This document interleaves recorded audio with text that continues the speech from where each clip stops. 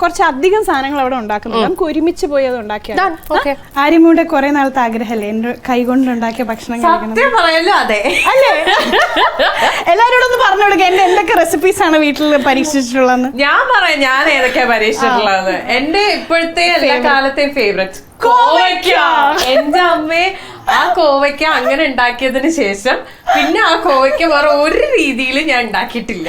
അതല്ലേ? അത് ഒന്നാമത്തെ കാര്യം സൂപ്പർ ഈസിയാണ്, പിന്നെ ഒടുക്കത്തെ ടേസ്റ്റ്, പിന്നെ ഇതിന് വേറെ കഷ്ടപ്പെടണം, അങ്ങനെ തന്നെ ഉണ്ടാക്കുള്ളൂ. ഇതിപ്പോ എന്താ പറയുക, ഇപ്പൊ ഞാനിപ്പോ ഫുൾ ടൈം മോമാണ്. ഇപ്പൊ ഇങ്ങനത്തെ ഈസി പണികളാണ് ഇപ്പോഴത്തെ എന്റെ. ഇതാവുമ്പോ ഞാൻ തലേ ദിവസം രാത്രിയെ മറ്റേ മസാലയൊക്കെ ഫ്രിഡ്ജിൽ വെച്ചേക്കും, രാവിലെ ആവുമ്പോ അതെടുത്ത്. ഇവിടെ നമ്മൾ അതേ ടെക്നിക്കാ ഫോളോ ചെയ്യുന്നത്. ഗസ്റ്റ് വരുന്നതിനെക്കാട്ടി മുമ്പേ തന്നെ എല്ലാം റെഡിയാക്കി ഫ്രിഡ്ജിൽ വെക്കും. വന്നു കഴിയുമ്പോൾ എല്ലാം കൂടി ഒന്ന് മിക്സ് ചെയ്ത് ഷടപടെ. ആക്ച്വലി നമ്മുടെ എക്സോ ലഞ്ച് ബോക്സിലെ എല്ലാ റെസിപ്പീസും ഷടപടെ. ആര്യെ പോലത്തെ മൾട്ടി ടാലന്റഡ് മോമീസിന് വേണ്ടി, ഫുൾ ടൈം മോമീസിന് വേണ്ടിയിട്ടുള്ള റെസിപ്പീസ് ആണ് എല്ലാം. ഖുഷി, എങ്ങനെയുണ്ട് അമ്മയുടെ ഭക്ഷണം? സത്യം മാത്രമേ പറയാൻ പാടുള്ളൂ, പറയരുത്. ഏറ്റവും ഇഷ്ടമുള്ള ഏതാ? മുട്ടക്കറി. സത്യമായിട്ടും ഞാൻ ഇതൊന്നും പറഞ്ഞു പഠിപ്പിച്ചല്ലോ. നിങ്ങൾക്ക് ചിലപ്പോ അങ്ങനെ തോന്നി. അപ്പൊ ഇത് എന്ന് പറയുന്നത് നവരത്ന പുലാവാണ്. പിന്നെ ഇത് പൈനാപ്പിൾ സാലഡ് ഉണ്ടാക്കി. പിന്നെ അതിനൊരു ചെറിയൊരു ചേഞ്ച്, അല്ലെങ്കിൽ നമ്മൾ മലയാളികൾക്ക് എന്തെങ്കിലും വേണമല്ലോ.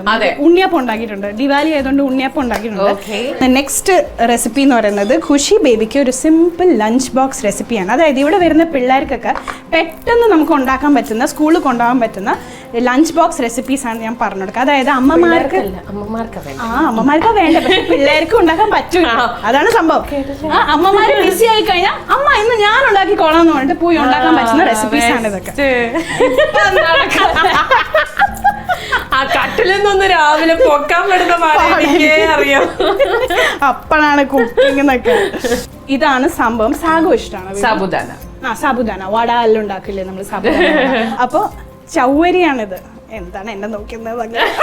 ഇതൊരു പ്രത്യേക തരം മരിയാണ്. നല്ല രസമാണ് ഇത് കുക്ക് ചെയ്ത് കഴിയുമ്പോൾ. നല്ലൊരു കുട്ടി കുട്ടി ട്രാൻസ്പെറൻറ്റ് ബോൾസ് പോലെയൊക്കെ വരും. നമുക്ക് കഴിക്കാൻ ഭയങ്കര ഈസിയുമാണ്. ഓക്കെ, സോ അതും മിക്സ് ചെയ്തിട്ടുള്ള ഒരു മസാല സാഗോ റൈസാണ് ഉണ്ടാക്കാൻ പോകുന്നത്.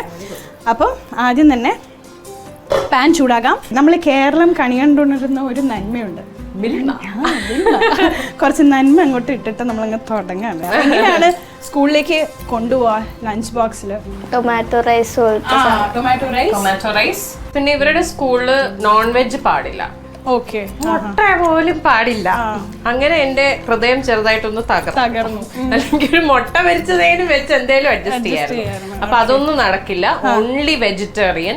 അപ്പൊ ഞാൻ ഈ ഷടപടയിൽ ഉണ്ടാക്കുന്ന പരിപ്പ് കറി, പിന്നെ എല്ലാവരുടെയും യൂണിവേഴ്സൽ റെസിപ്പി ഉണ്ടല്ലോ, പൊട്ടറ്റോ ഫ്രൈ, അതിലിപ്പോ എക്സ്പെർട്ട് ആണല്ലോ. അതെ, പിന്നെ ചിക്കുന്റെ കോവയ്ക്ക ഫ്രൈ. ഇതൊക്കെയാണ് എന്റെ go to lunch box recipes. ഈ മിൽമ നെയ്യ് ഇട്ടിട്ട് നമ്മൾ കടുകിടും. ഓക്കെ, കടുകിട്ടതിന് ശേഷം നമ്മൾ കുറച്ച് ഉഴുന്നിടുക. ഓക്കെ, ഉഴുന്നിട്ടിട്ട് നമ്മൾ കുറച്ച് സവാള, ചുവന്ന മുളക്, പച്ചമുളക്, ഇഞ്ചിയും കൂടെ ഒരുമിച്ചങ്ങിട്ട് വേവിക്കാം കേട്ടോ. നമ്മുടെ ലഞ്ച് ബോക്സ് ഒക്കെ നമ്മൾ സ്കൂളിൽ കൊടുത്തു വിട്ട് കഴിയുമ്പം തിരിച്ചെപ്പോഴും കാലിയാക്കിയിട്ടാണോ ഖുഷി ബേബി കൊണ്ടുവരാം? ഇതിന്റെ ഉത്തരം ഞാൻ പറയണോ നമ്മുടെ പൊന്നുമോള് പറയോ? സത്യം പറ. ഇച്ചിരി വെക്കും.